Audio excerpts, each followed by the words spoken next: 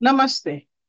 हम हमारे नए एपिसोड में आज बात करेंगे एक बहुत वेल नोन आदिवासी एकेडमिशियन से, जिनका नाम है सोना झारिया मिंज। और वो झारखंड से हैं।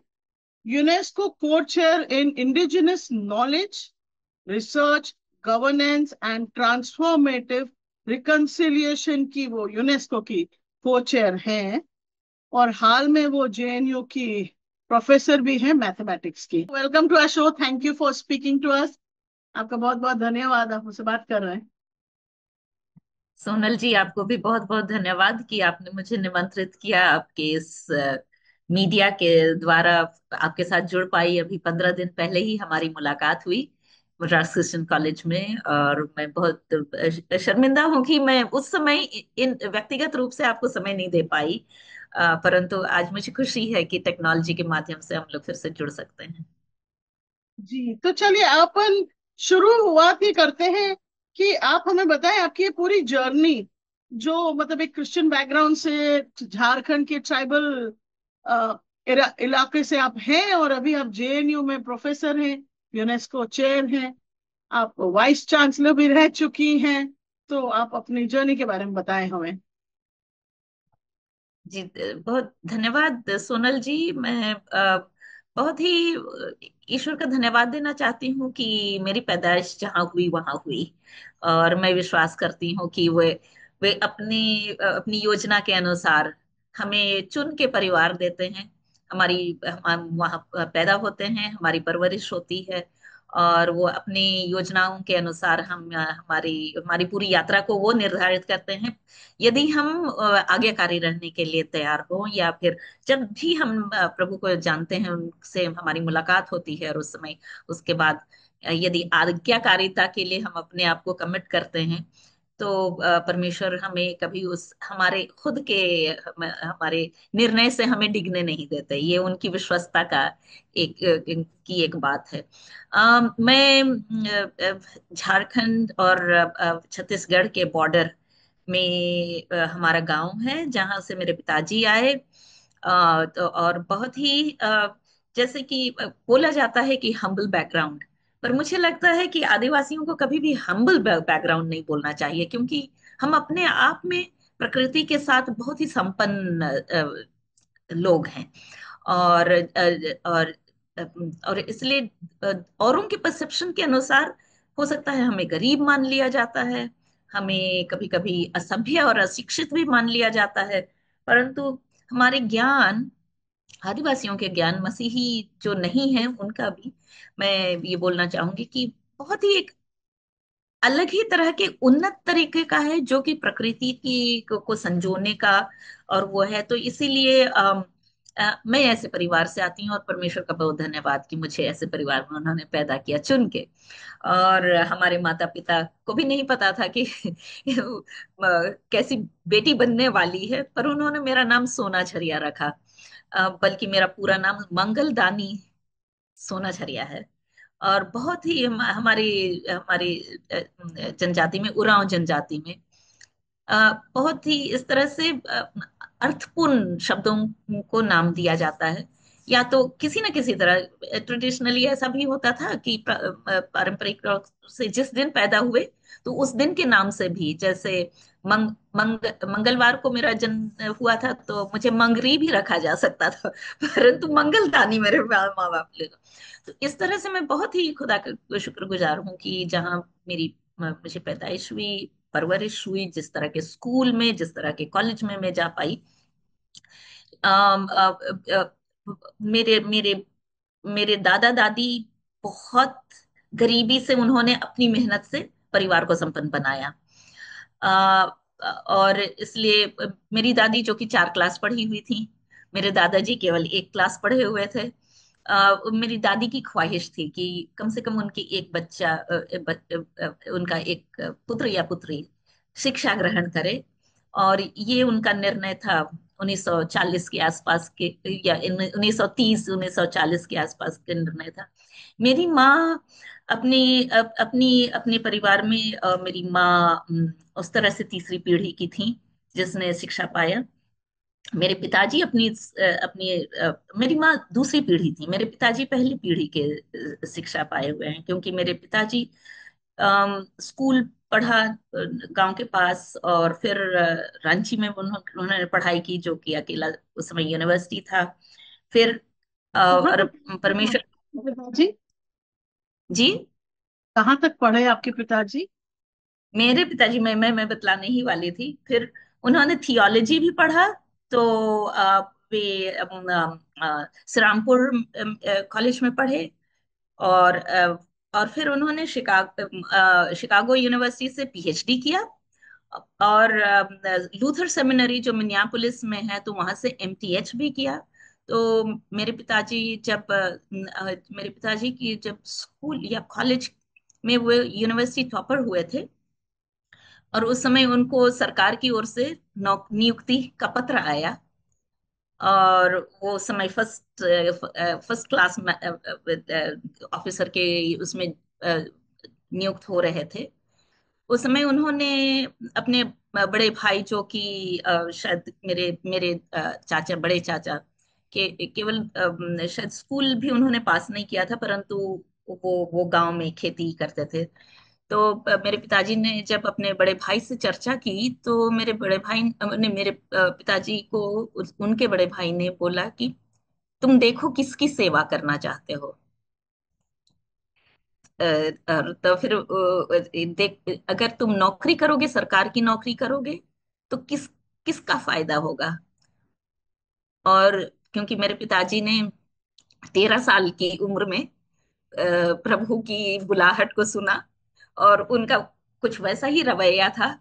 तो इसलिए उनके बड़े भाई ने बहुत ही संजीदगी के साथ उनको बहुत ही सटीक सवाल किया, और इसलिए मेरे पिताजी ने उस नियुक्ति का पत्र को छोड़ दिया। उन्होंने थियोलॉजी की पढ़ाई की, और पीएचडी के लिए उनको स्कॉलरशिप भी हुआ शिकागो यूनिवर्सिटी से। मेरी माँ भी जैसे मैं बोल रही थी, मेरी मेरी माँ अपनी अपनी परिवार में सेकेंड जनरेशन थी हायर एजुकेशन की। और चूंकि मेरे दादाजी ट्रांसफरेबल, नहीं, नाना जी ट्रांसफरेबल नौकरी में थे। मेरी माँ संताल परगना में स्कूल पढ़ी, और वहीं के एक बड़े स्कूल में भी थी, जो कि उस समय 1930-40 के आसपास जो एकमात्र ऐसा गर्ल्स स्कूल था, जिसमें जो भी परिवार अपनी बेटियों को पढ़ाना चाहते थे वहां हॉस्टल में पढ़ते थे। तो मेरी माँ उस स्कूल में पाई, सेंट मेरी स्कूल देवघर में। और उसके बाद पटना विमेंस से उन्होंने अपनी कॉलेज भी पढ़ा। मेरी माँ ने एमए की परीक्षा पास तो नहीं किया, क्योंकि उससे पहले ही उन मेरी माँ को भी परमेश्वर की बुलाहट बहुत ही जल्द अपने जीवन में मिली थी।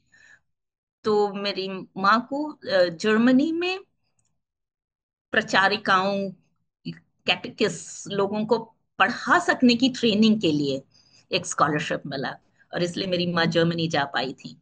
और वहां से लौटकर उन्हें कलीसिया में प्रचारिकाओं को ट्रेन करने के लिए उन्होंने अपनी अपनी यात्रा का सपना देखा था।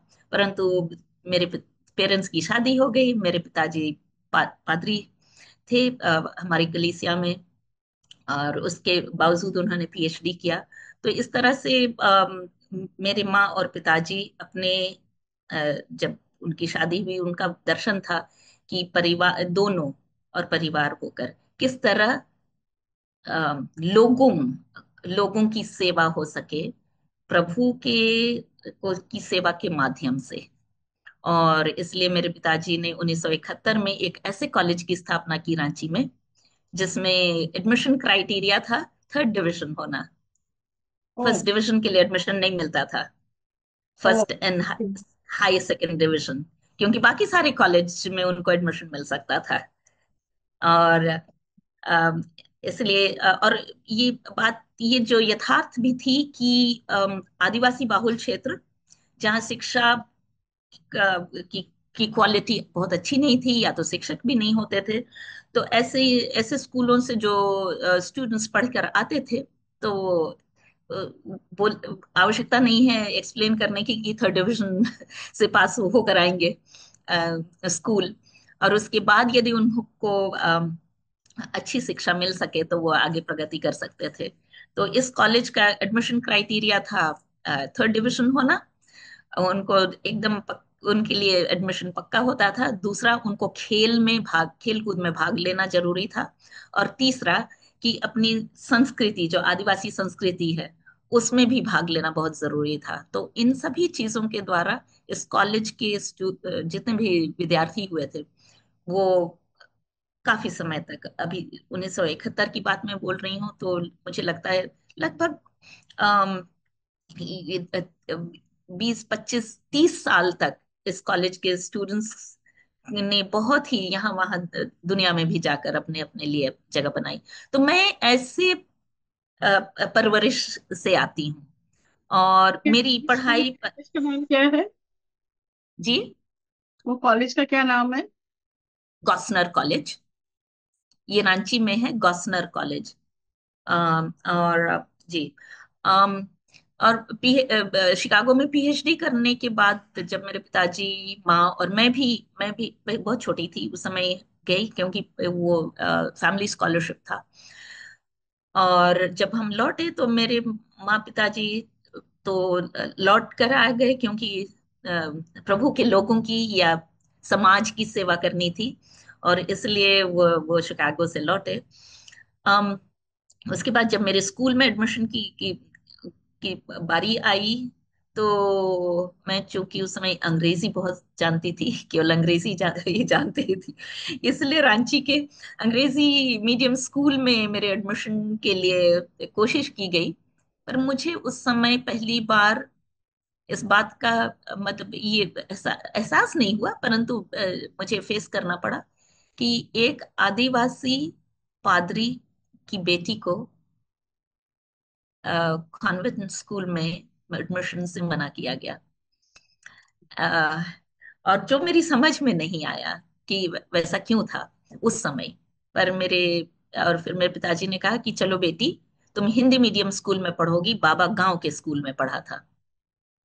और इसलिए फिर मेरी पढ़ाई सेंट मार्गरेट्स हाई स्कूल रांची में हुई, जिसका अ, अ, अ, जिसका स्लोगन नहीं, क्या बोलते हैं उसको, सिद्धांत नहीं, वो है सत्य प्रेमी शुद्ध। ओके। और जी, और चूंकि मोटो ये मोटो। मोटो मोटो जी, जिसका मोटो है सत्य प्रेमी शुद्ध। और ये एसपीजी मिशन उस समय था, मैं 1968 की बात बोल रही हूँ। तो एसपीजी स्कूल था, और सप्ताह के 6 दिन जब हम स्कूल जाते थे, तो पहला पहला पीरियड होता था धर्मशास्त्र का। और तो इसलिए एक तो मसीह परिवार में पैदा हुई, परंतु सप्ताह के 7 दिन मुझे बाइबल से शिक्षा मिली। और इसलिए बाइबल की शिक्षा का मेरे जीवन में बहुत ही बड़ा स्थान रहा है। और ना केवल जो सब्जेक्ट की तरह हमने पढ़ा, पर मुझे लगता है जो पढ़ाई किया गया, जैसा वचन बोया गया बोने वाले के द्वारा, और अलग अलग तरह के भूमि पर पड़ा। तो मैं ये नहीं क्लेम करना चाहती कि मेरा जीवन या मेरा हृदय वो बहुत ही अच्छी भूमि थी, क्योंकि बीज को, जो वचन मेरे जीवन में बोया गया, उस बीज को भी अंकुर कर होने और पौधे बनने में अपनी अपनी अलग जर्नी रही है। सेंट मार्गरेट्स हाई स्कूल रांची से मैंने मेट्रिकुलेशन किया। उसके बाद मुझे प्लस 2 के लिए मैं बैंगलोर में पढ़ पाई।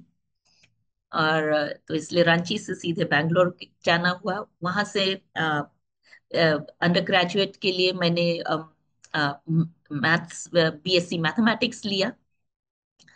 और मद्रास में, उस समय मद्रास बोला जाता था विमेंस क्रिश्चियन कॉलेज, वहां मुझे दाखिला मिला। उसके बाद मद्रास क्रिश्चियन कॉलेज से मैंने एमएससी मैथमेटिक्स की पढ़ाई की। और चूंकि मैंने 9 साल की ही उम्र में टीचर बनने का निर्णय किया लिया था, तो जब मैं कॉलेज में आई तो मुझे लगा कि अच्छा, स्कूल की टीचर तो बन सकती हूँ। जब एमएससी कर लिया तो मैंने सोचा कि अच्छा, कॉलेज में भी लेक्चरर बन सकते हैं। और इस तरह से मैंने मैंने अपनी कल्पनाओं को भी जैसे जैसे मेरा एक्सपोजर होता गया, अपनी कल्पनाओं को भी थोड़ा विस्तृत मैंने किया। और साथ इसलिए मुझे पीएचडी करने की इच्छा हुई, और जब पीएचडी की नौबत आई तो मुझे दाखिला कंप्यूटर साइंस में मिला। आ, और कंप्यूटर साइंस 1986 1986 में एकदम ही देश में नया था उस समय कंप्यूटर साइंस की पढ़ाई। आईआईटीज में भी undergrad BTech computer science नहीं था, परंतु जेएनयू में एमफिल और पीएचडी था। और ईश्वर की दया से मेरा मेरा दाखिला यहाँ हो पाया। और इस तरह से मैंने कंप्यूटर मैथमेटिक्स पढ़ा और कंप्यूटर साइंस पढ़ा, जो कि मेरे ख्याल से एक हमारे समाज, जैसे मेरे माता पिता दोनों हमेशा समाज की चर्चा करते थे, समाज की समस्याओं की भी चर्चा करते थे, तो हम लोग सुनते थे। और वो बोलते थे कि हमारे आदिवासी लोग ना तो मैथ्स पढ़ पाते और ना साइंस, क्योंकि हमारे आदिवासी टीचर्स नहीं हैं। और श्योर इनफ इस बात की गंभीरता का एहसास मुझे तब हुआ जब, क्योंकि मैं मैथ्स पढ़ती थी और ईश्वर की दया से मैं अच्छा परफॉर्म करती थी, बल्कि जब मैं 5 साल की थी, वो एडमिशन मुझे जो मना किया गया, उसके बाद मेरे पिताजी ने कहा था कि बेटी, परमेश्वर ने बुद्धि सबको दी है, बराबर दी है, इस्तेमाल करना। और इसलिए जो भी कि 5 साल की उम्र में इस स्टेटमेंट का कोई असर मुझे मुझे समझ में नहीं आया था।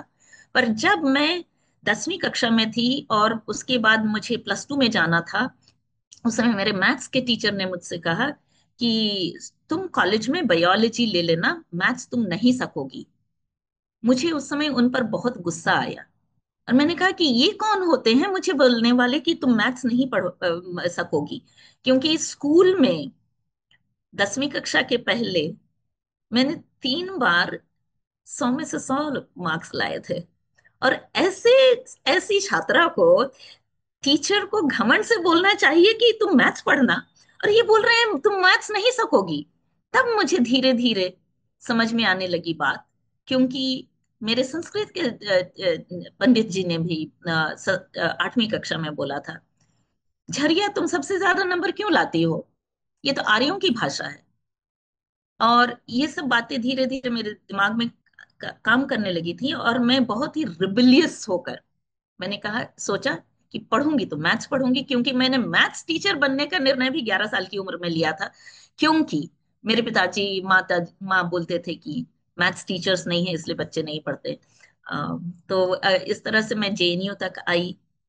और जब मुझे करियर की तरफ जब मैं सोचने लगी, तो सबसे पहला मेरे मुझे अवसर मिला बरकतुल्ला यूनिवर्सिटी भोपाल में।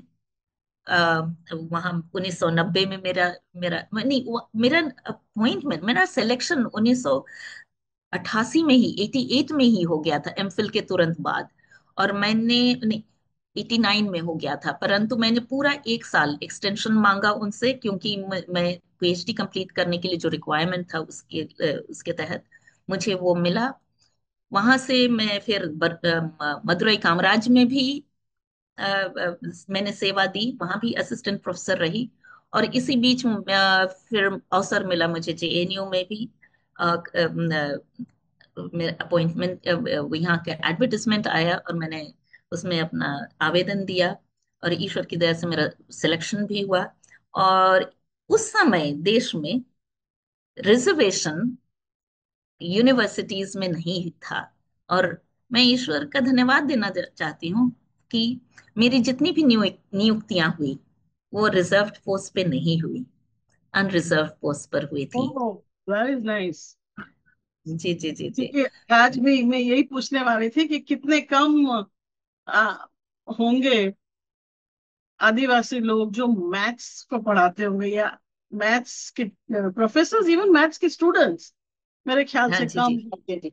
ये मेरा अनुमान है, पर इस पे ज्यादा ज्ञान तो आप भी डाल सकेंगे। परंतु 1990 1996 के पहले जेएनयू में भी रिजर्वेशन इम्प्लीमेंट नहीं हुआ था।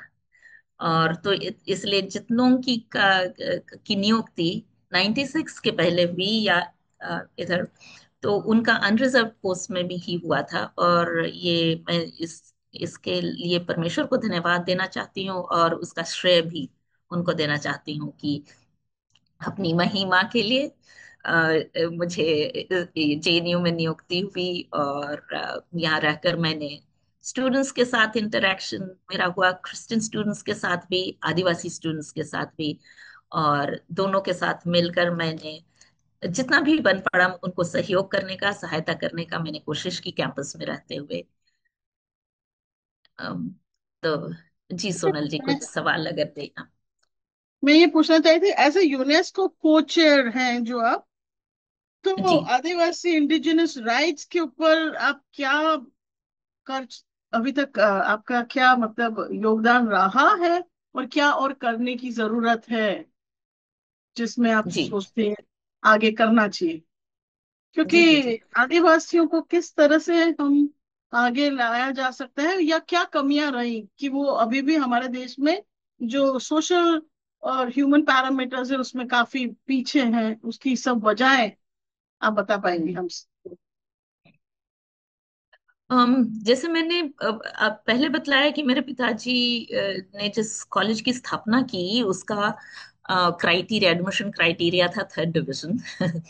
तो नीडलेस टू से कि रांची और उसके आसपास उस समय तो अनडिवाइडेड बिहार था, तो आदिवासी इलाके जो काफी दुर्गम होते हैं, तो वैसी जगहों में स्कूल भी हों तो टीचर्स वहाँ क्वालिफाइड टीचर्स की नियुक्ति तो हो जाती थी, पर वो पढ़ाने वाले नहीं होते थे, क्योंकि जो एलिजिबल होते थे और जिनकी नियुक्तियां हो जाती थी वो नेसेसरीली आदिवासी नहीं थे।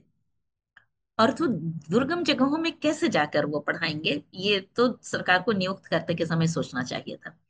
पर तो एक तो ये है कि जितने भी हमारे प्रावधान, संवैधानिक प्रावधान हैं कि शिक्षा बराबर होनी चाहिए, मतलब एकदम क्वालिटी एजुकेशन होना चाहिए, स्वास्थ्य के पैरामीटर्स सही हो, तो इसलिए उसके लिए स्वस्थ हेल्थ केयर सिस्टम भी एक्सेसिबल होना चाहिए। तो एक्सेस, हर चीज का एक्सेस, मेरे ख्याल से आज की तारीख में भी यदि झारखंड को ले लिया जाए तो काफी एक्सेसिबिलिटी है। पर यदि आप नॉर्थ ईस्ट के दुर्गम स्थानों को सोचें जो कि पहाड़ी इलाके हैं, दूसरा कि या नीलगिरीज, टिपिकली नीलगिरीज या वायनाड को सोचें जो कि एकदम ही पहाड़ी इलाका है, वहां एक्सेस मतलब फिजिकल एक्सेस भी बहुत ही दुर्गम है।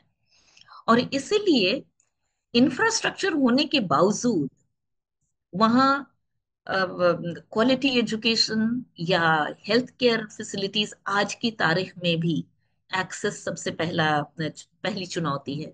दूसरा, मैं बतला रही थी कि जहाँ जैसे झारखंड जैसी जगह में, जहाँ जो मैं 1986 1968 में मेरा स्कूल में दाखिला हुआ था, उस समय भी काफी स्कूल थे, काफी शहरों में स्कूल थे, गांवों में थोड़ा शहरों से दूर भी स्कूल थे।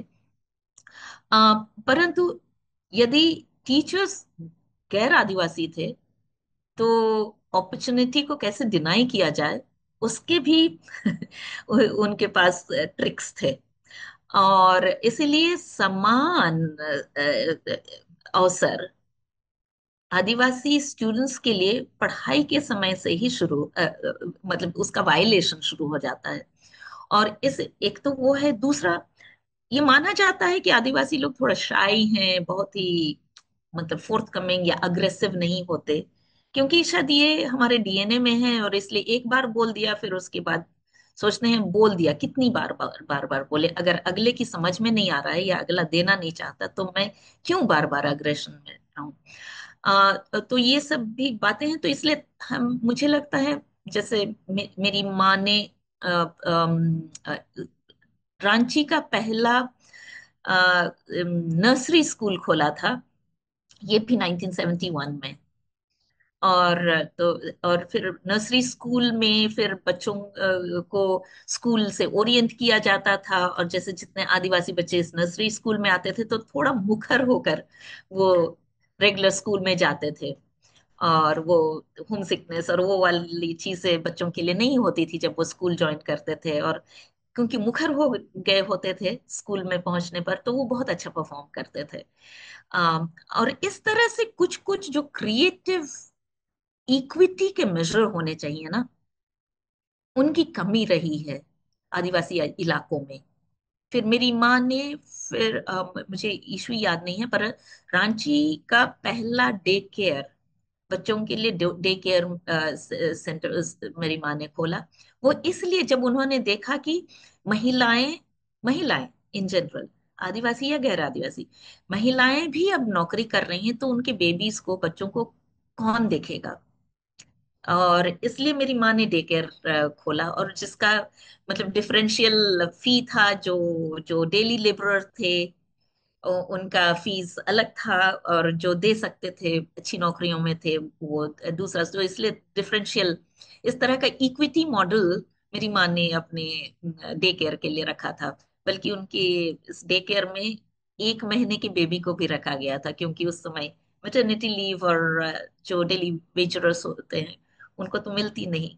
और तो इस तरह से इक्विटी, मैं ये बोलना चाह रही थी कि इक्विटी के जो क्रिएटिव इनिशिएटिव्स हैं, इनकी कमी होने के कारण आदिवासी स्टूडेंट्स या उस तरह से अपने फुल पोटेंशियल को ना तो एजुकेशन में रियलाइज कर पाते हैं, और ना तो और जब और आदिवासियों के आज भी हम लोगों की चर्चा हो रही थी, कल यस्टरडे 9 अगस्त को international day of world's indigenous people UNESCO के द्वारा, यूएन के द्वारा डिक्लेयर्ड है। और यूनेस्को ने इस वर्ष का थीम रखा है indigenous people and AI, defending rights and shaping future. तो मतलब ग्लोबली तो बहुत चर्चाएं हो रही हैं, देश के अंदर भी हमारे संवैधानिक प्रावधान है रिजर्वेशन शिक्षा के लिए, रिजर्वेशन एम्प्लॉयमेंट के लिए। परंतु रिजर्वेशन को ही कभी कभी एक टूल बना दिया जाता है डिनाई करने के लिए, डिनाइल ऑफ अपॉर्चुनिटी या इक्वल अपॉर्चुनिटी। एक्सप्लेन कि रिजर्वेशन को ही कैसे एक एक्सक्लूशन का टूल बना देते हैं, वो आप जो कह रही थी बात। जी। um,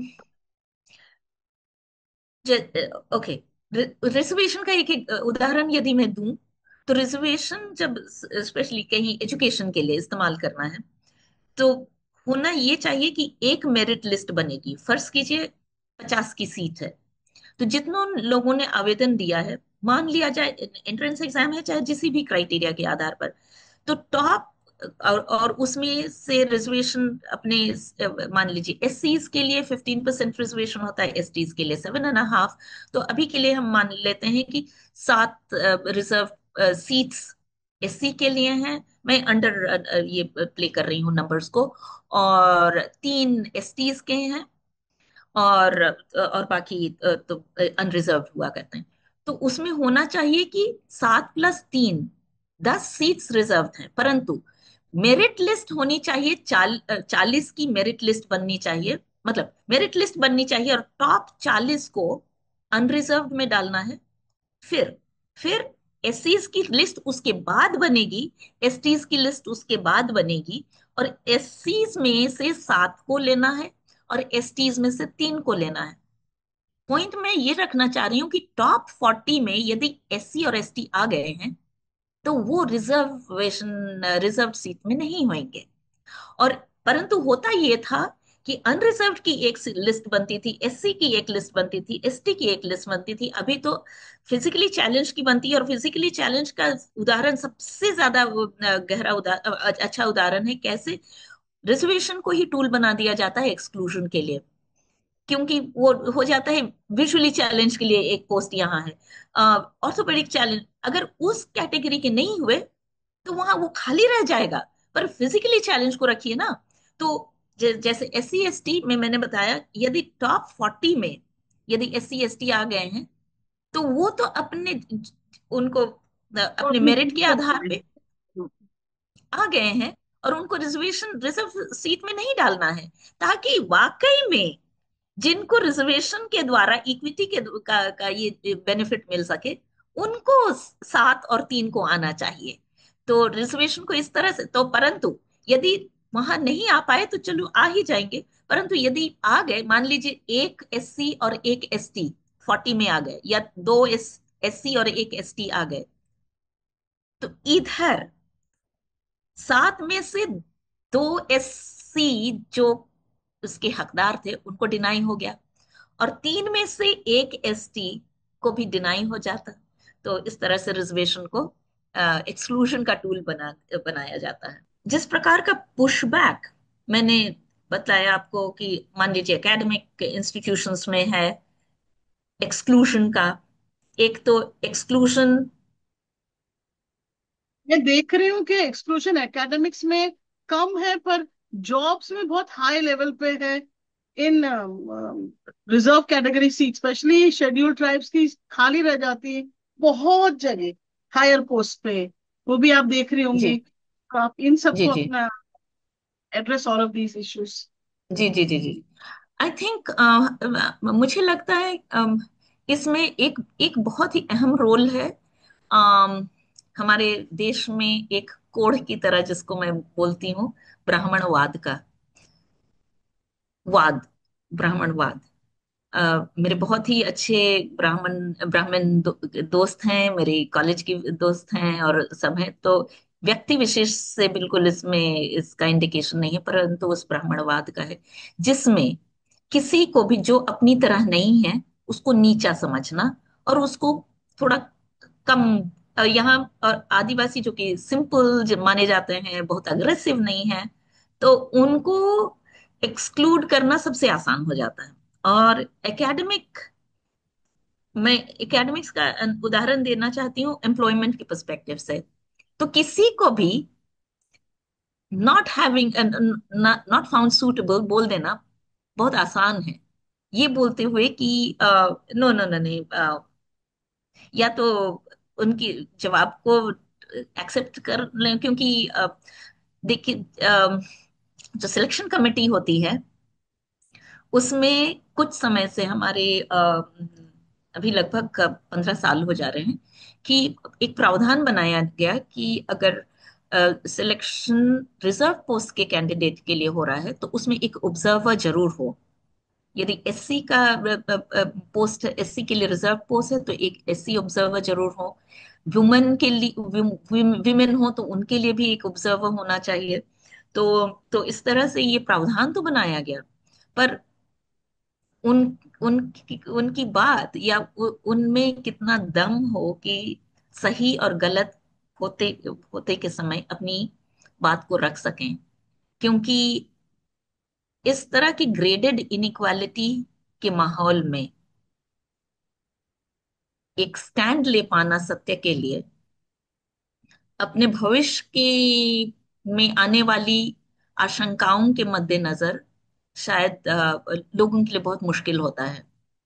पर इसी जगह मैं बोलना चाहूंगी कि मैंने अपने माँ बाप के जीवन में वो एक स्थिरता देखी, एक डिटर्मिनेशन का, और एकदम स्थिरता केवल नहीं, और मतलब अ, उनके जीवन में कोई ऐसी हिलाने वाली बात नहीं थी तो इसलिए वो ना केवल स्थिरता परंतु कॉन्फिडेंस देखा, कि वो कॉन्फिडेंस जो कि जब हम जानते हैं कि हमारा जीवन जिसके हाथ में है, और दूसरा कि यदि हम सत्य और न्याय का के लिए खड़े होंगे, तो यदि हमारे ऊपर कोई लांछन भी लगे, या तो हमें सही करने के लिए हमें पनिश किया जाए, वो बेहतर है गलत करने के पनिशमेंट से। तो इस तरह का उदाहरण मैंने देखा हुआ था, और इसलिए म- मेरी कोशिश रही है कि मैं उसी तरह से सत्य और न्याय के लिए हमेशा खड़ी रहूं। और इसलिए मैंने अपने जीवन में अभी तक जितने भी परमेश्वर के अनुग्रह से जेएनयू में रहते हुए इतने एडमिनिस्ट्रेटिव पोस्ट का में अनुभव प्राप्त हुआ, तो मैंने हर जगह इन इस सिद्धांत को इस्तेमाल करने की कोशिश की। और सत्य और प्रेमी तो मेरे स्कूल से ही आ रहा है मोटो की तरह।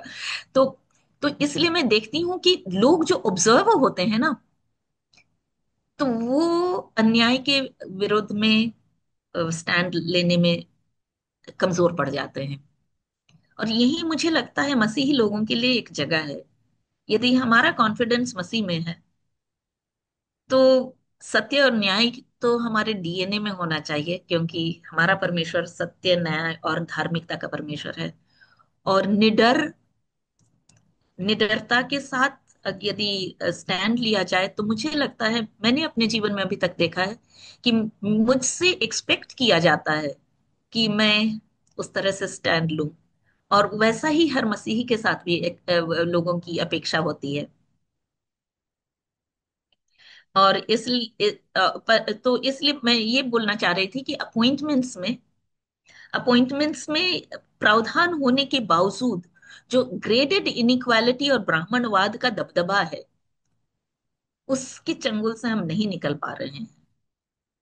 और यदि एक उपाय होता है एम्प्लॉयमेंट्स में, तो उसमें केवल कोर्ट के थ्रू चैलेंज करने की बात है। और हमारे कोर्ट्स में जाना मतलब कि चीजें और भी लंबी अटक जाएंगी। तो इसलिए मेरे ख्याल से लोग मतलब कन्फ्रंट करने के बदले दूसरा रास्ता अपनाने की कोशिश करते हैं, या फिर दूसरे एम्प्लॉयमेंट की चर्चा करने की कोशिश करते हैं। और इसी तरह से एम्प्लॉयमेंट ही नहीं, अभी यदि आदिवासियों की विशेष करके सोनल जी, आप अगर उनके बैकग्राउंड को देखेंगे, कि लोगों को एक अभी एक स्लोगन बन गया है ना, जल जंगल जमीन जमीर भी आदिवासी। मतलब आदिवासी की आइडेंटिटी हो गई है जल जंगल जमीन के लिए लड़ पड़ना। परंतु वो सारी चीजें तो निकल गई और निकली जा रही हैं। जो रह गया है वो हमारी संस्कृति, हमारी भाषाएं हैं।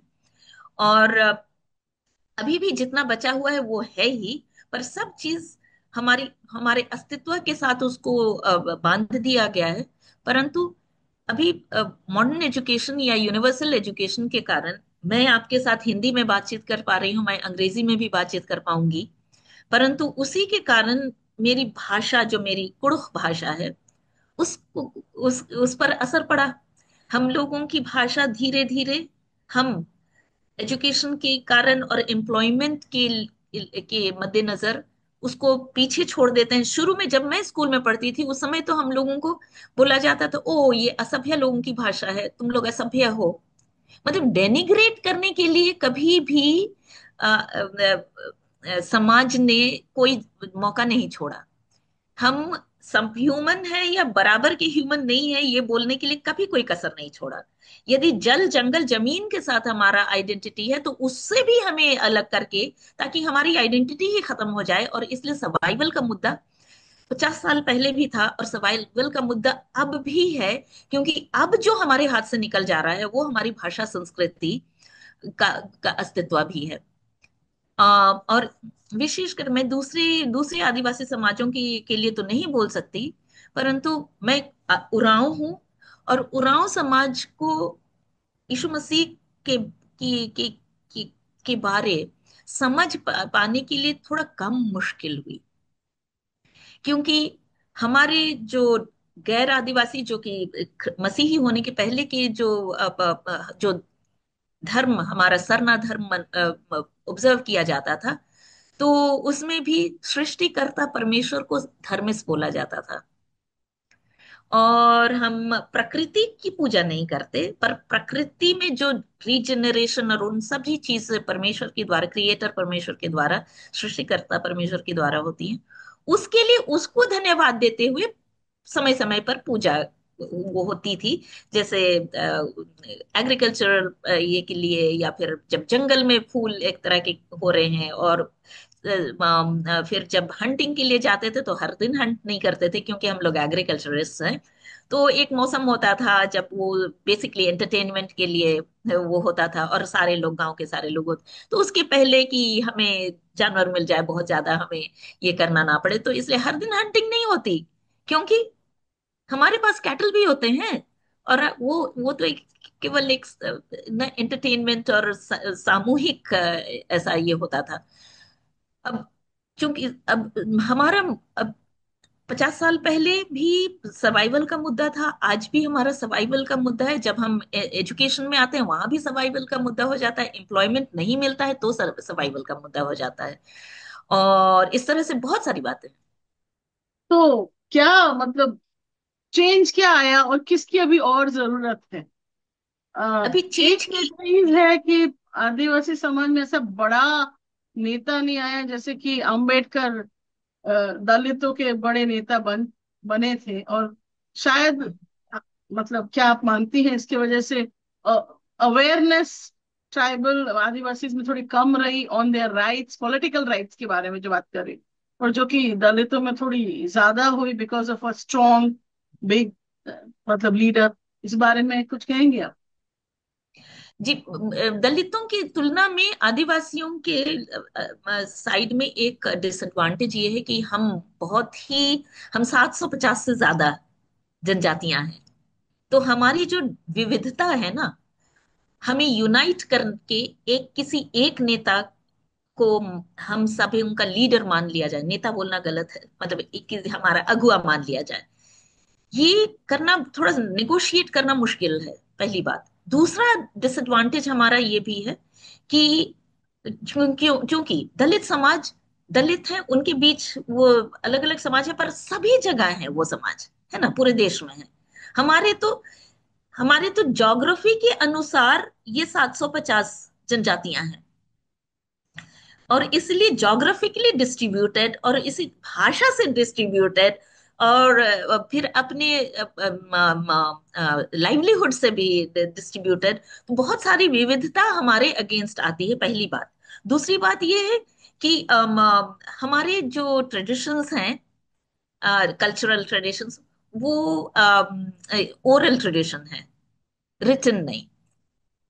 परंतु परंतु साथ ही साथ एजुकेशन यदि हम देखें तो ऑन एन एवरेज 2 जनरेशन से हायर एजुकेशन मिला है। तो एजुकेशन ही हमारा, जब अभी 2 या 2.5 जनरेशन मैक्सिमम के लोग हैं अभी, तो अपनी बातों को एकेडमिकली, साहित्य के द्वारा, एकेडमिक्स के द्वारा उसको एक लेजिटिमेसी के रूप से नहीं, परंतु उसको व्यापक रूप से एक दूसरे तक पहुंचाने के लिए लिटरेचर की आवश्यकता है। और आपके जैसे इस चैनल के द्वारा जो चर्चाएं होती है उसके द्वारा हो सकती हैं। तो जब तक हम इन सभी मीडिया का इस्तेमाल ना करें, एकेडमिक्स और अपने समाज में चर्चाओं को और वैसे ना करें, तब तक उसको एक दूसरे के साथ हम साझा नहीं कर पाएंगे। और इसलिए अब हो रहा है। और हम सभी, चूंकि अभी यूनिवर्सल एजुकेशन के तहत हम इधर उधर आना जाना, देश में सभी जगह अब आदिवासी, नॉर्थ ईस्ट के भी या फिर साउथ के आदिवासी स्टूडेंट्स अभी जेएनयू में पढ़ पा रहे हैं। तो ये, जो कि मैं अभी से 40 साल पहले कर पाई थी, पर साउथ के आदिवासी स्टूडेंट्स अभी 10 साल पहले से जेएनयू आ रहे हैं। तो इस तरह से जो एजुकेशन के कारण आना जा आवागमन हो रहा है, चर्चाएं हो रही है, एक दूसरे से मिलना जुलना हो रहा है, अब सोलिडारिटी को कर पाना मुझे लगता है संभव है। और इसीलिए यूनेस्को चेयर के तहत आपकी जो चर्चा थी, तो एक तो हमारे हाथ से जो फिसला जा रहा है हमारी भाषा और संस्कृति, उसको कैसे रेस्टोर करके रखा जाए या रिवाइटलाइज किया जाए। जो कि अभी भी हमारे कुछ ऐसे आदिवासी इलाके हैं जहां अभी तक हमारे पास नॉलेज कीपर्स हैं, क्योंकि शायद वो अभी तक स्कूल नहीं गए, तो उनका जो ट्रेडिशनल नॉलेज है वो इंटैक्ट है। और हमें उन सबको स्टोर्ड रखने के लिए वो हमारे रिसोर्स हैं। तो उनके चले जाने और हमारे जहाँ सभी 750 या 700 या उससे 700 से कम यदि समाजों को हम देखें, तो अगर हमारे पास नॉलेज कीपर्स हैं, तो और हम अपनी भाषाओं को खोने से बच सकते हैं। और जो खो रहे हैं उनको डॉक्यूमेंट करके और रिस्टोर करने का प्रयास हो सकता है। तो हमारे यूनेस्को चेयर में ये भी है।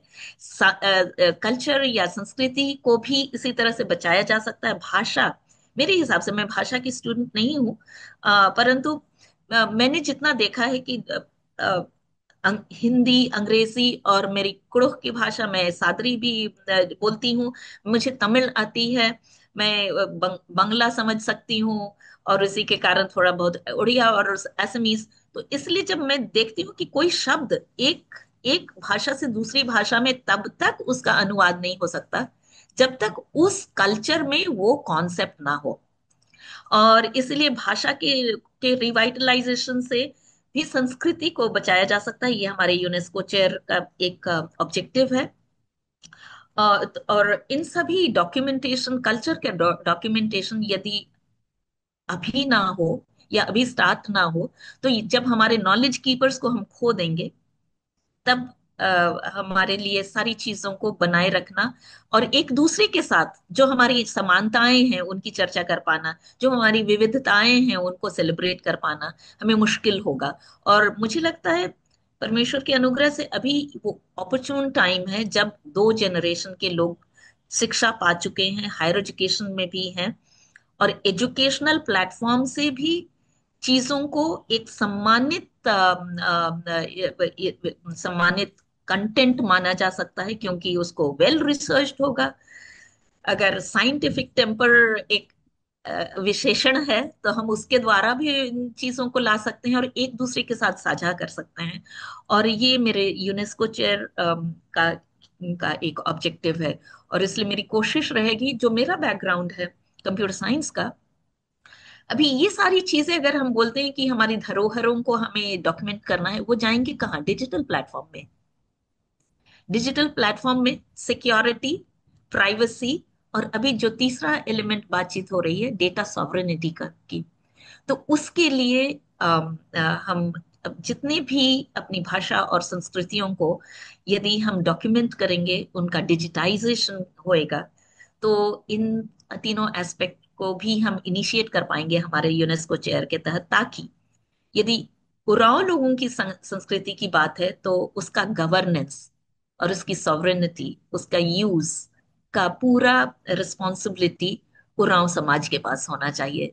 जैसा इंडिया का डेटा इंडिया के ज्योग्राफी के अंदर लोकलाइज होना चाहिए, वो पोजेस कहाँ है हो रहा है, उसका उसका लोकलाइज्ड कंट्रोल कैसे है। तो ये चर्चाएं भी हम मेरे यूनेस्को चेयर में है, ताकि जब हम डिजिटाइजेशन कर रहे हैं तो वो एक फ्री फॉर ऑल ना हो, और वो ये धरोहर है जो हर जनजाति की धरोहर ही की तरह रहे।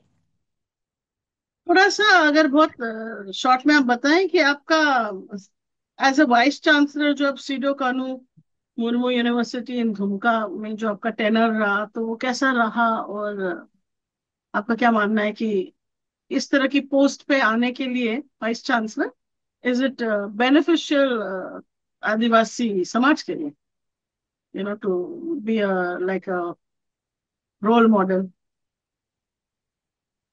रोल मॉडल तो बाद में बोलूंगी, परंतु मैं उसको बहुत ही गंभीरता और विनम्रता के साथ ये बोलना चाहती हूँ, ये और टेस्टिफाई करना चाहती हूँ, मैं साक्षी देना चाहती हूँ कि परमेश्वर ने मुझे ये मौका दिया, ये अवसर दिया।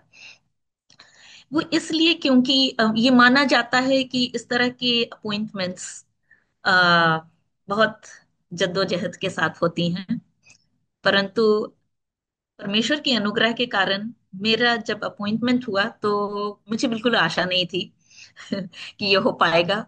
और बिना किसी इन्फ्लुएंस की आवश्यकता के मेरा अपॉइंटमेंट एक आश्चर्य कर्म की तरह ही हो पाया हुआ। और जब ये हुआ तब हम सबको, मेरे यहाँ जेएनयू के मेरे कलीग्स, जितने क्रिश्चियन स्टूडेंट्स हैं यहाँ, जितने हमारे और भी आदिवासी मित्र हैं, विशेष करके मसीही, उन सब के लिए एक ये बात उभर के आई कि परमेश्वर आज की तारीख में भी आश्चर्य कर्म अपने करता है। और इसलिए ये एक अवसर की तरह मेरे जीवन में आया। ये जो लोग आंकड़ों को पसंद करते हैं, उनके लिए मैं और दो आंकड़ा देना चाहूंगी। मैंने जून 1980 में रांची छोड़ा था। अपनी पढ़ाई और करियर वहां से शुरू हुई इसलिए। और परमेश्वर ने मुझे 40 साल के बाद जून 2020 में वापस अपनी सेवा इस तरह से कर सकने के लिए मौका दिया। और तो इसलिए हमारे परमेश्वर ने मुझे 40 साल ट्रेनिंग दिया कि मैं इस अवसर को उनकी उनकी प्रति आज्ञाकारिता के साथ और उनके भय में रहकर निभा सकूं। दूसरा एक और आंकड़ा मैं बताना चाहूंगी। 30 की मेरे करियर के बाद परमेश्वर ने मुझे 3 साल के एक टर्म में सर्व करने का मौका दिया। तो जब मैंने 30 साल समाप्त किया, उसके बाद उसका 10वां अंश 3 साल मुझे दिया कि मैं इस सेवा में, इसको मैं सेवा मानती हूँ, इस सेवा में आ सकूं। क्योंकि किसी भी एजुकेशनल इंस्टीट्यूशन में एडमिनिस्ट्रेटिव रोल कर पाना, अम, ये एक मौका है, एक अवसर है। पर मैंने बहुत ही परमेश्वर के सामने विनम्रता के साथ इसको आज्ञाकारिता के तहत लिया। मेरा हर एक दिन उसकी नजर में खूब बीता। और जितने भी मेरे सामने चुनौतियां आई, मैंने मैंने मैंने उनको चुनौती, अपने व्यक्तिगत चुनौती के तहत नहीं देखा। मैं आज ही किसी से ये शेयर कर रही थी कि मैंने दाऊद की तरह ये देखा कि ये परमेश्वर को चैलेंज किया जा रहा है। जैसे दाऊद ने गोलियत को देख के बोला था ना कि ये परमेश्वर को चैलेंज करने वाला कौन है। और इसलिए मैंने अपनी हर उस चुनौती में परमेश्वर को भी देखा। और मुझे मुझे कॉन्फिडेंस उनकी उनकी उनकी आत्मा की अगुवाई और उनके वचन के द्वारा जो मैं प्रतिदिन पढ़ा करती थी, उसकी अगुवाई से जो मुझे प्राप्त होता था, उसके अनुसार मैंने अपनी एक एक दिन, 3 साल का एक एक दिन बिताया। और इसलिए मैं बहुत ही धन्यवाद देना चाहती हूँ उन सभी लोगों का जिन्होंने मुझे अम, अ, क्रिस्तीय विश्वास में और दृढ़ होने में सहायता किया। परमेश्वर के वचन को लिटरली और अदरवाइज भी लेकर उस पर विश्वास करके चलने के लिए अगुवाई दिया। और इसलिए जातिवाद से संबंधित जितनी चुनौतियां हुई मुझे वहां, या तो न्याय से संबंधित जितनी चुनौतियां वहां आई, तो मैंने कहा न्याय से संबंधित चुनौती तो परमेश्वर को चुनौती करने वाला है, उन्होंने सबको समान बनाया है। तो ये परमेश्वर की रचना को चुनौती देने वाले यदि इंसान है, तो हमारा यहोवा परमेश्वर ही उसका रास्ता बनाएगा। और यदि मुझे एक आदिवासी औरत की तरह जो मुझे देखना चाहते थे और उस तरह से मेरी मुझे अंडरमाइन करना चाहते थे, तो मैं भी कभी कभी सोचती थी कि इनको पता नहीं है मेरी असली ताकत कहाँ है। और मैं इस समय बहुत ही शुक्रगुजार हूँ कि मैं आपके इस मीडिया में मैं ये गवाही दे सकती हूँ कि मेरा वो एक एक दिन, मेरे मेरे पति डॉक्टर बतुए लेका और को मैंने कहा कि मैं अकेली नहीं चाहूंगी, मुझे प्रार्थना करने के लिए एक साथी चाहिए।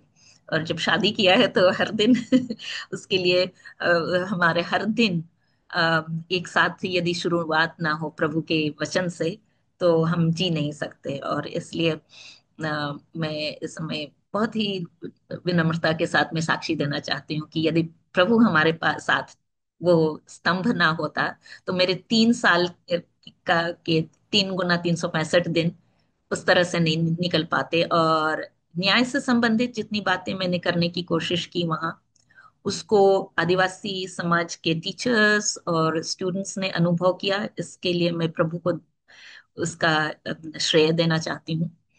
अम, फिर और भी एक दो और न्याय से संबंधित काम थे जो कि स्टेट लेवल में हो पाया, जिसके लिए मैं अडिग रही। और प्रभु को धन्यवाद हो कि वो भी हो पाया मेरे सिद्धू कानू मुर्मू यूनिवर्सिटी के द्वारा। और मुझे बहुत ही मैं उसको सोचती थी, मैंने सोचा कि मैंने एक और यूनिवर्सिटी के लिए अप्लाई किया था, परंतु इसमें मेरी नियुक्ति हुई। और मैंने सोचा ये प्रभु का काम था कि मुझे एकदम आदिवासी बाहुल यूनिवर्सिटी इलाके में जो यूनिवर्सिटी थी उसमें दिया, ताकि मैं अपनी आदिवासियत के साथ वहाँ रह पाऊं, और जितने संताल समाज के लोग थे उनसे मैं बातचीत करती थी कि मैं भी आदिवासी हूँ। और मुझे थोड़ा समय लगा उनके साथ ट्रस्ट या विश्वास का रिश्ता जोड़ने में। परंतु मैं बहुत धन्यवाद देना चाहती हूँ परमेश्वर को कि मुझे ऐसी जगह उन्होंने रखा। और सिद्धू कानू मुर्मू यूनिवर्सिटी की पूरी यात्रा से ही यूनेस्को चेयर के सारे ऑब्जेक्टिव्स निकले। तो इसलिए मैं सोचती हूँ कि यदि सिद्धू कानू मुर्मू यूनिवर्सिटी में जाना मेरा ना होता, तो आज मैं यूनेस्को चेयर के लिए इस तरह से जो हमारे ऑब्जेक्टिव्स, रिसर्च ऑब्जेक्टिव्स हैं, उनको मैं नहीं ला पाती। एक और चीज पूछना चाहती हूँ। जी। आजकल खासकर छत्तीसगढ़ में, उड़ीसा जी। में, आई डोंट नो, और थोड़ा बहुत शायद झारखंड में, ट्राइबल क्रिश्चियंस और दूसरे आदिवासी क्रिश्चियंस, नॉन आदिवासी, आई मीन नॉन क्रिश्चियन आदिवासी, इनमें बहुत बड़ा एक टकराव देखने को मिल रहा है ऑलमोस्ट हर दिन। ये थोड़े, जी। आई थिंक इस साल में तो बहुत ही ज्यादा हो गया है। उसका क्या कारण है, आप क्या समझती हैं, और कैसे उसको सॉल्व किया जा सकता है? बिकॉज वो आदिवासी है सब पर, बहुत ही एक टेंस माहौल है, बहुत वायलेंस भी है, हो रहा है, लगातार होता चला जा रहा है। आप किस तरह से जी। देखती जी। हैं? अम, हम लोग एक कहावत बोलते सुनते थे और बोलते भी हैं ना कभी कभी। अंग्रेज तो चले गए, पर उनके उनके ये डीएनए रह गया। और जहाँ ग्रेडेड इनइक्वालिटी का ही समाज है हमारा, और जब देख लिया गया कि डिवाइड एंड कॉन्कर एक सबसे सहज तरीका है, तो ये लोगों को और मुझे लगता है जैसे आदिवासी समाज बहुत ही सशक्त समाज है, अपने में स्वावलंबी समाज है। दूसरों पर निर्भर होना उनकी है नहीं शख्सियत। और इस तरह से किसी एक बेल्ट में, जैसे अभी अगर मैंने कहा कि दो जनरेशन, एक जनरेशन, क्योंकि छत्तीसगढ़ और मध्य प्रदेश के कुछ कुछ इलाकों में तो अभी फर्स्ट जनरेशन स्कूल जा रहे हैं, सब सशक्त हो जाएंगे सोनल जी, तो आप समझ सकते हैं कि मैं ही आपके साथ बातचीत कर रही हूँ, और मैं किसी, जैसे मैंने थोड़ी देर पहले कहा कि सत्य और न्याय के लिए अगर खड़ा होना है तो होना है। अगर सारे लोग इस तरह से करने लग गए तो शासन कैसे हो पाएगा? और इसलिए मैं सोचती हूँ कि ये डिवाइड एंड कॉन्कर की नीति के तहत लोगों को तोड़कर, और मैं बहुत रिस्पॉन्सिबल होकर इस बात को कहना चाहती हूँ कि ये कुछ राजनीतिक स्वार्थ के तहत ऐसा हो रहा है। क्योंकि अब तक ये एक दो तीन जनरेशन के एजुकेशन ने इस देश को दिखा दिया कि आदिवासी असली में है क्या। और यदि वो एम्पावर हो जाएं तो हो सकता है दबदबा के बाहर निकल जाएंगे। और इसलिए वो एक बात है। दूसरा एक तो ये है, वो तोड़ने की राजनीति, ताकि वो दबदबा बनाया जा सके। और इसलिए ये जानबूझकर जो एक एक यूनिट, एक जनजाति है, उनको तोड़ा जाएगा तभी तो रूल हो पाएगा। तो मैं ये डिवाइसिव पॉलिटिक्स के तहत मैं देखती हूँ, जो कि बहुत हो रहा है, और ये बहुत ही गहन विषय है।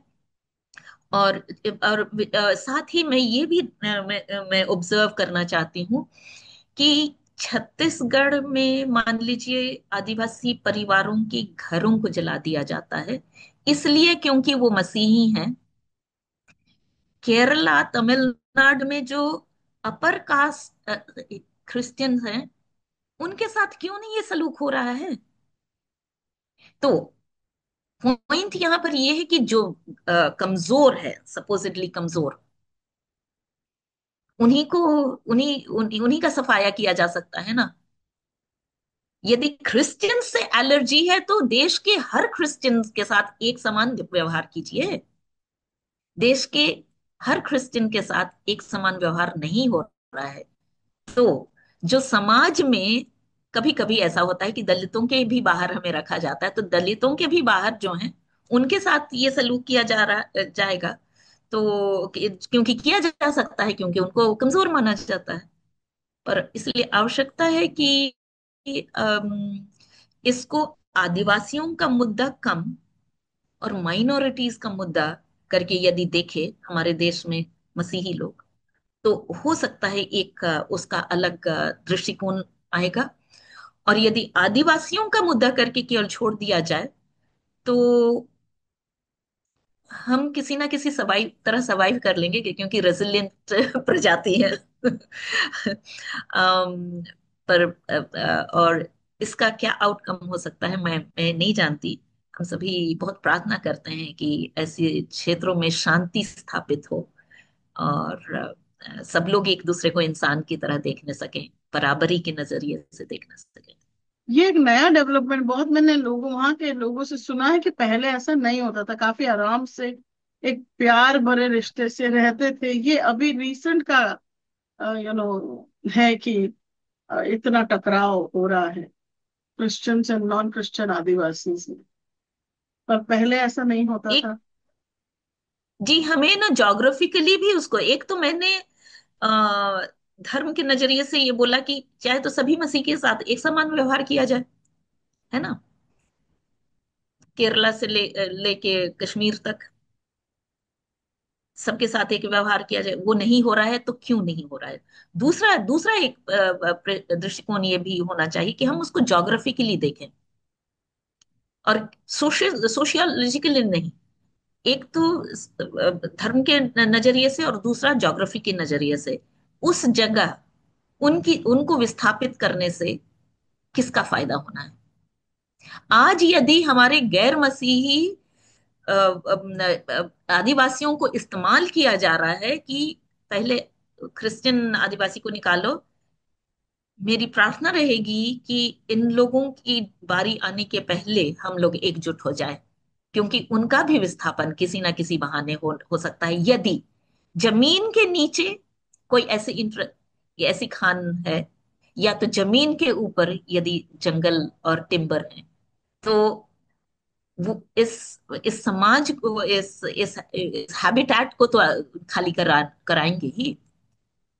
तो इसलिए दो नजरिए से देखना आवश्यक है, एक तो सांप्रदायिक नजरिए से, माइनॉरिटी के स्टेटस से और मसीहियों के पर्सपेक्टिव से, और दूसरा ज्योग्राफी के पर्सपेक्टिव। ये तीसरा नजरिया होना चाहिए आदिवासी मसीहियों के ऊपर की प्रताड़ना के लिए। यदि अ, मसीही आदिवासी जो कि देखिए, ये जानबूझकर इस भेदभाव तो नहीं, फूट को की आत्मा को लाया जा रहा है, इसलिए कि हमारे बीच फूट हो। और कुछ लोग जैसे, अब जो भी कि संविधान संविधान आदिवासियों के लिए, ट्राइब्स के लिए रिलीजन को काउंट नहीं करता, अनलाइक दलित्स। तो परंतु उसको जानबूझ के इसलिए लाया जा रहा है, ताकि यदि मसीही आदिवासी को आदिवासी नहीं गिना जाएगा, तो कितने आदिवासियों की प्रतिशत क्या रह जाएगी। हम अभी ही 8.6% माने जाते हैं, जबकि हमारे धर्म के अनुसार हमें स्लाइस नहीं किया गया है।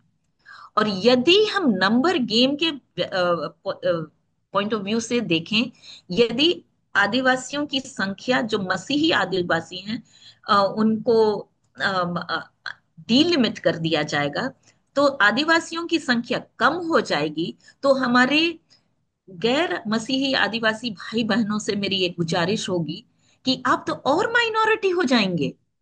फिर आप जो विकास के लिए और प्लानिंग के लिए गणना होने की आवश्यकता है, नंबर वन। और हमारे अम, विकास के पैमानों को जब लाया जाएगा, तो फिर और भी वो सूक्ष्म हो जाएगा। और फिर हम तो फिर मेरे ख्याल से, इसलिए हमारे उन भाई बहनों के लिए मैं चिंता करती हूँ कि जब नंबर गेम होता है तो मेजोरिटी की तरफ वही बात होती है ना। तो हम अपने उन भाई बहनों को जिनको रिजर्वेशन का सही फायदा मिलना चाहिए, संविधान जिसको आदिवासी बोलती है, हम उससे नहीं डिनाई करें, क्योंकि हमारे लिए ये विविधता ही तो हमारे अगेंस्ट आती है एकजुट होने में। तो अभी और उसको क्यों तोड़ा जा रहा है? हमें एकजुट रहना बहुत आवश्यक है, क्योंकि जो थोड़ा कमजोर हैं उनको और आगे लाया जा सके। तो इसलिए कास्ट सेंसस में तो सभी आदिवासियों की गणना वैसी ही होनी चाहिए जैसा संविधान हमें प्रतिभाषित करता है। थोड़ी बहुत पॉलिटिकल मांग या थोड़ी बहुत पॉलिटिकल मांग ही आई है कि जो क्रिश्चियन आदिवासी हैं उनको आदिवासी का रिजर्वेशन राइट्स नहीं मिलना चाहिए। इस बात में थोड़ा बहुत बातें हुई हैं। अम, अभी तो इतनी गतिविधि इसमें हुई नहीं है, पॉलिटिकल इतना जोर नहीं आया है। पर आप क्या हम्म। मानती हैं, ये आगे जोर पकड़ेगा कि व्हाट डू यू थिंक? नहीं, इसीलिए तो मैंने कहा कि ये जो तीसरा पक्ष है ना, तो देखिए, जो संविधान में बाबा साहब अम्बेडकर ने जो परिभाषा दिया है, वो बहुत ही संपूर्णता के साथ गहन विश्लेषण के बाद किया गया है। और हम यदि उसको अभी इस समय नकार देते हैं, तो हम पूरे कंस्टिट्यूएंट असेंबली में जितने लोगों ने इस परिभाषा को लिया, उनके पूरे एक्सरसाइज को, एक जयपाल सिंह मुंडा की केवल बात नहीं है, हम पूरे कंस्टिट्यूएंट असेंबली के विजडम को और उनकी इतनी चर्चाओं को अलग कर देंगे। और यदि उनके लिए हमारा कोई हमारा उनके लिए कोई रिस्पेक्ट नहीं है तो अलग बात है, परंतु ये पूरे प्रोसेस के तहत हुआ है, तो उस प्रोसेस को ये छोटे से डिस्कशन के द्वारा, इस तरह के डिस्कशंस के द्वारा हम नहीं अलग कर सकते। उस पर गहन डिस्कशन जरूरी है। संविधान में किस तरह से उसको डिबेट में लाकर इस तरह से परिभाषित किया गया, उसको देखना बहुत जरूरी है।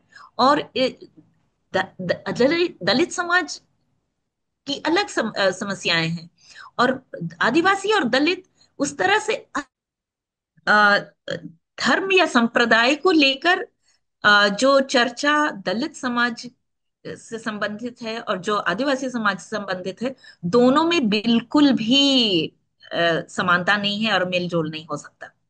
इसलिए दोनों को अलग अलग करना होगा। और मुझे लगता है कि वापस हमें अम, किस तरह से एससी और एसटीज के लिए जो संवैधानिक प्रावधान बाबा साहब अम्बेडकर ने संविधान में डाल के किया, उसके उसकी जड़ों पर जाने के लिए डिबेट्स को देखना पड़ेगा। और उसके बाद ही हम मुझे लगता है कि इस बात को और अच्छी तरह से समझ पाएंगे। और इस पूरे डिबेट को भी शांत करने का, जो अभी चल रहा है उसका शांत करने का यही एकमात्र उपाय है। चलिए, आपने इतनी सारी बातें बताई हमें, और खूब धन्यवाद आपका कि हमने कई चीजों पे चर्चा करी। तो थैंक यू आपका, और हमारे शो पे आके और इतनी सारी बातें बताने के लिए। धन्यवाद सोनल जी, आपका भी। कि और आशा है कि हम भविष्य में भी कभी ऐसे ही चर्चा कर पाएंगे। और आपको बहुत धन्यवाद कि आपके इस मीडिया के तहत मैंने अपने एक मसीही आइडेंटिटी को भी लेकर बातचीत किया। और नहीं तो कभी कभी हमें श्रोताओं के अनुसार भी ऐसी बातचीत करनी पड़ती है कि जो उनको कहीं ठेस ना लगे, और कभी कभी बहुत खुलकर बातचीत नहीं हो पाती है। तो बहुत धन्यवाद आपका, और प्रभु आपको बहुत आशीष दे और आपकी इस सेवा को, कि आपके मीडिया के द्वारा बहुत लोग आशीषित हों। और मेरी आशा रहेगी कि बहुत लोग प्रभु पर अपना कॉन्फिडेंस रखते हुए, वो सभी अपने सपनों से भी परे परमेश्वर की योजनाओं के अनुसार आज्ञाकारिता के साथ आगे बढ़ने के लिए निर्णय लेने सके। धन्यवाद। तो आपने देखा किस तरह से सोना झरिया जी ने अपनी कई बातों पे, खासकर आदिवासियों के ऊपर की जो बातें, जो आजकल इतना टकरार है उसके ऊपर, एजुकेशन आदिवासियों का, जॉब्स आदिवासियों की जो अलग अलग समस्या है उन पे किस तरह से उन्होंने बहुत डिटेल में समझाया, और उनके अपने विश्वास, अपने फेथ के बारे में भी बताया कि किस तरह से उनके अपना जो विश्वास है मसीह पे, उससे किस तरह से वो एक स्ट्रेंथन हुई, उन्हें कॉन्फिडेंस आया उनके हर काम में। आगे बढ़ने के लिए। आपका क्या मानना है? डेफिनेटली आप हमारे वीडियो पे कमेंट कीजिएगा। हम आपके कमेंट्स को सुनते हैं, पढ़ते हैं और जवाब भी देते हैं। तो डेफिनेटली आप कमेंट कीजिएगा। आप हमारे वीडियोस को लाइक कीजिए, सब्सक्राइब तो डेफिनेटली कीजिएगा और शेयर भी कीजिएगा। धन्यवाद।